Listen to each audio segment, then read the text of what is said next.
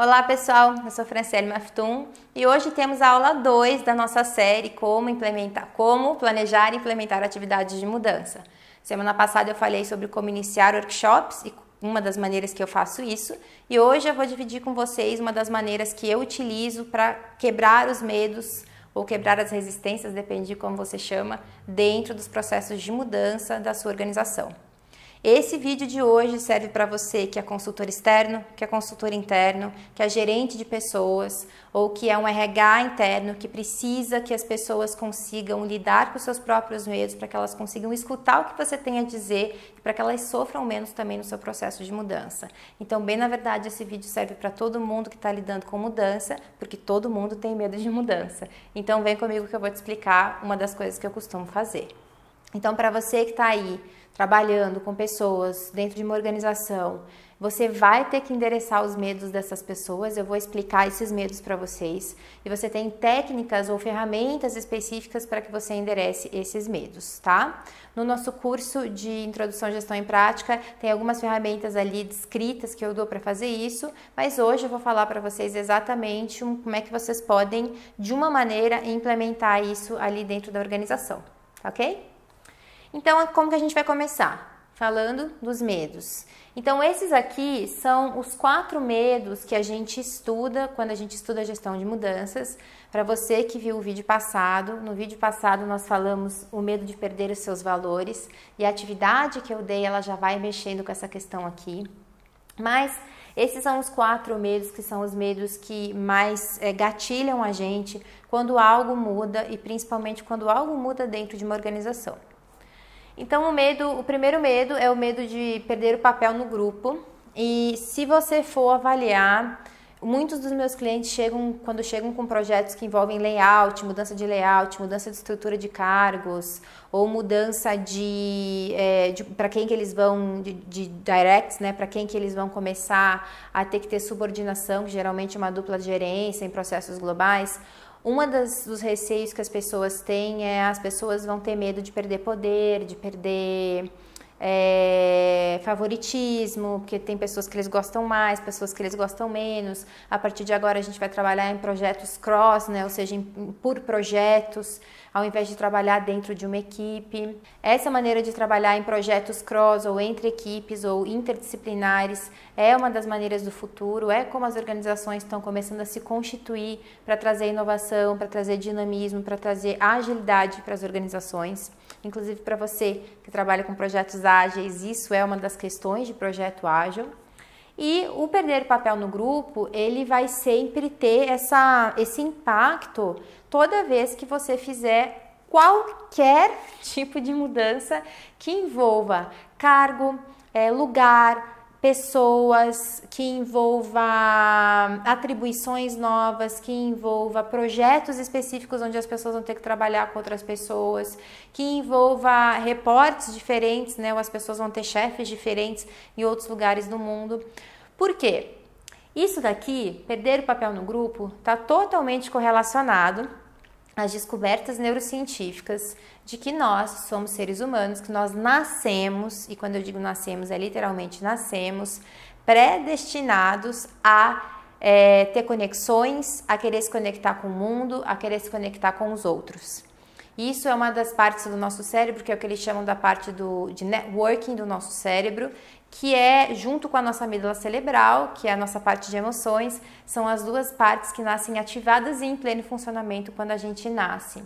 E que a gente, ao longo da vida, toda vez que você não está fazendo alguma coisa ou focado em alguma coisa, automaticamente o seu cérebro ativa essa parte de networking, que é a parte que está relacionada a pertencer, ao que os cientistas acreditam, né? A pertencer, a estar próximo, a fazer parte.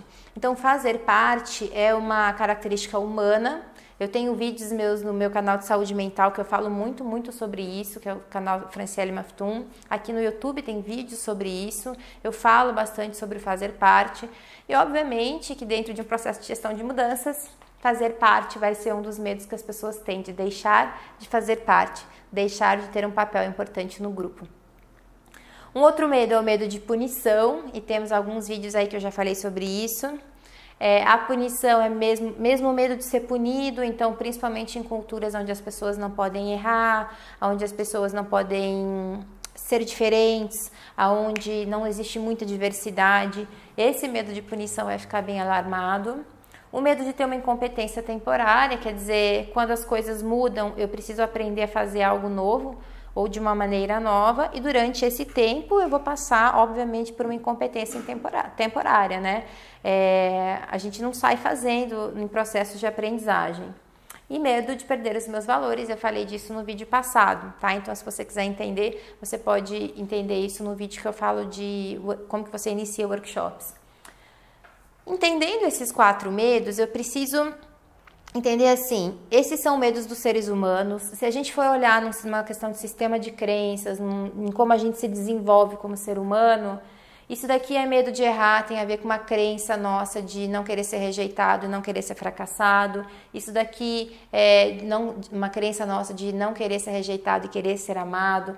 Crença de pertencimento e uma crença de ser útil, de ser existente nesse mundo. Então, obviamente que os medos da mudança estão totalmente relacionados aos nossos medos humanos e universais, e muitos de nós temos algumas dessas coisas já inconsistentes dentro do nosso sistema de crenças.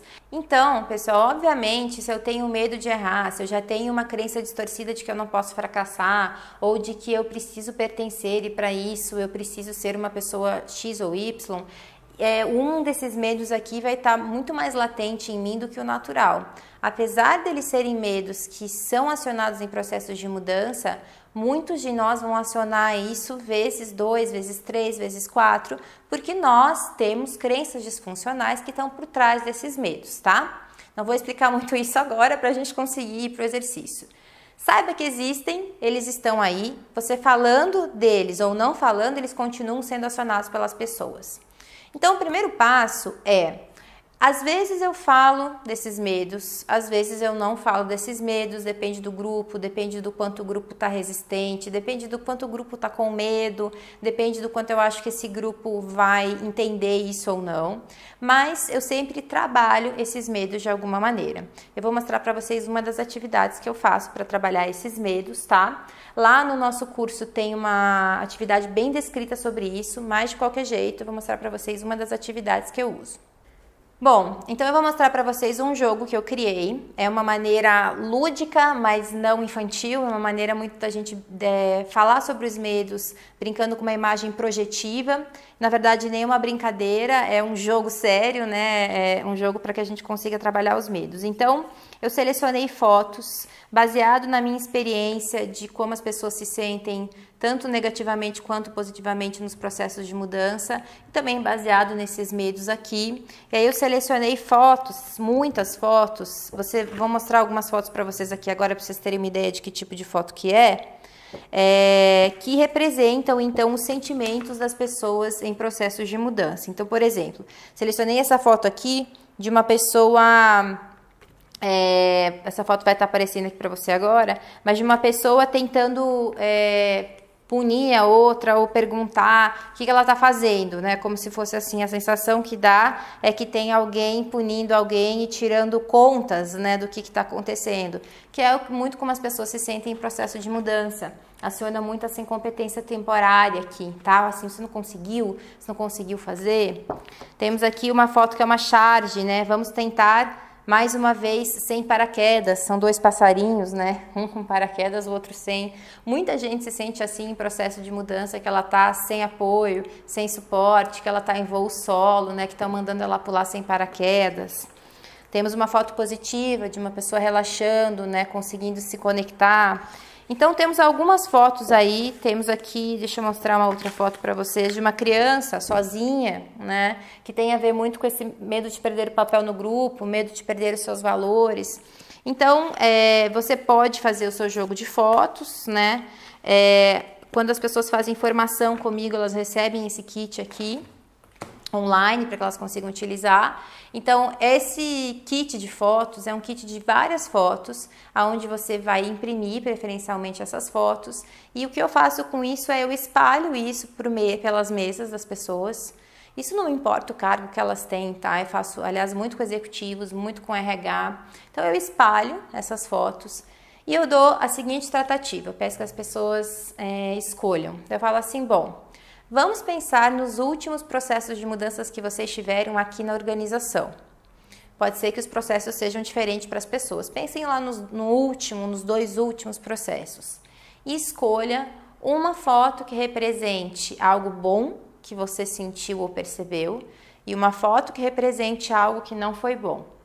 Dou um tempo, as pessoas escolhem, e aí eu até peço que às vezes eles colocam assim no post-it e grudam um nome aqui, né? Dependendo da quantidade de pessoas. Às vezes eu levo 2, 3 kits, então eu deixo um kit em cada mesa, para umas 5 pessoas trabalharem junto com o kit. Enfim, aí você pode também inventar a maneira que você quer fazer. E aí eles vão colando os seus nomes dos post-its das fotos, ou às vezes eles fazem duplas, trios, quando eles escolhem as mesmas fotos. Dou um tempo, ligo uma música para que seja uma escolha descontraída.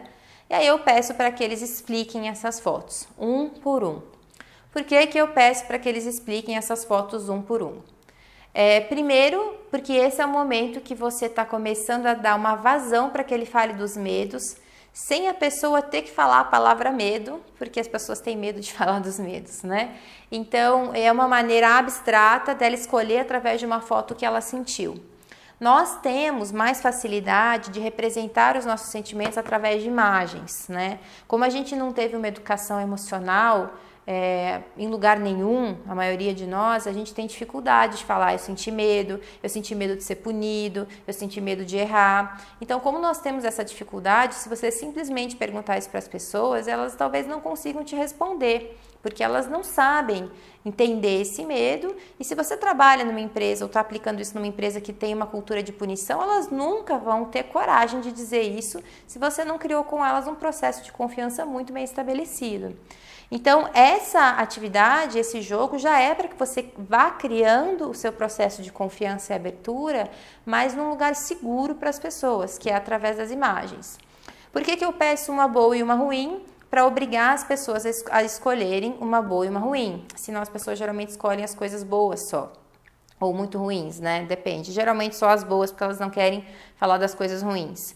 E também para trabalhar um pouco a ideia de que existe sempre uma coisa boa e uma coisa ruim e que eu posso identificar isso através de uma imagem. Então as pessoas escolhem essas imagens, elas falam sobre essas imagens, a gente troca, a pessoa que pegou a imagem igual sentiu a mesma coisa. Às vezes não, muitas vezes elas dão representações diferentes para essas imagens. E aí eu também já pego na questão de que a gente tem percepções diferentes sobre o cenário, sobre as imagens, porque isso tem muito a ver com quem a gente é, com os nossos valores, com o nosso histórico. E aí sim, se eu sinto que eu cheguei num ambiente seguro, eu falo, isso tem a ver com os nossos medos. E aí eu explico teoricamente para as pessoas por que eu usei as imagens e normalizo a sensação ruim que elas trouxeram. Por quê? Porque se você pede para as pessoas falarem algo delas que é ruim, muito mais no meio organizacional, elas vão se sentir vulneráveis, elas vão se sentir expostas e você precisa trazer um senso de normalidade para essa sensação ruim. Então é importante você fechar com uma teoria dizendo o quanto isso é normal, o quanto isso é esperado e o quanto isso é humano sentir essas coisas, poder falar sobre elas e lidar com elas. Então isso é uma das atividades que eu uso para trabalhar o medo. Espero que você consiga utilizar aí na sua organização. É uma atividade muito válida para você fazer desde grupos pequenos até grupos grandes. Não se esqueça que se você fizer com um grupo grande, você tem que ter vários kits de fotos para você usar com essas pessoas. E se você fizer com grupos pequenos, você pode ter um kit ou 2, na falta de recurso, até passar mesmo o seu PowerPoint, mas aí vai te exigir uma logística um pouco diferente de tempo e tudo para passar essas imagens. Marcele, posso pedir para as pessoas desenharem? Não é indicado, você precisa já trazer para as pessoas algo que você sabe que existe e elas não sabem. Então essa é a ideia, né? De trazer já, você pode trazer imagem com frases, você pode criar frases que representem as imagens e pedir para as pessoas escolherem. Então, não consegui achar imagens, né? Não consegui imprimir as imagens, fazer um kit legal. Faça frases, né? Dentro daquilo que você já sabe que a organização tem, fala dos medos que a organização tem, mas aí também não esqueça de colocar coisas positivas para não dar essa sensação de peso logo no começo do teu workshop, tá? Porque não é isso que você quer. Você quer sim trazer as pessoas para falar da realidade, mas também quer ajudá-las a não ficar lá na parte de depressão da curva da mudança. Que, aliás, se você não viu esse vídeo, veja esse vídeo também para que você consiga entender. Se você viu o vídeo da curva da mudança e não está entendendo como isso se encaixa com os medos, é porque é complexo mesmo. A curva da mudança é uma reação emocional e os medos eles estão abaixo disso. O medo é uma coisa humana, latente e que está latente na gente o tempo todo. Em algumas situações eles são acionados de uma maneira mais forte. Então a gente pode até dizer que dependendo do medo que eu tenho, eu vou passar pela curva da mudança com mais intensidade ou menos em alguma daquelas etapas. Esse medo vem antes da nossa reação à mudança, tá bom? Espero que vocês tenham gostado, gente. Me digam se vocês gostaram, se vocês acham fácil de aplicar e não deixem de me escrever se vocês tiverem alguma dúvida. Um beijo e até semana que vem.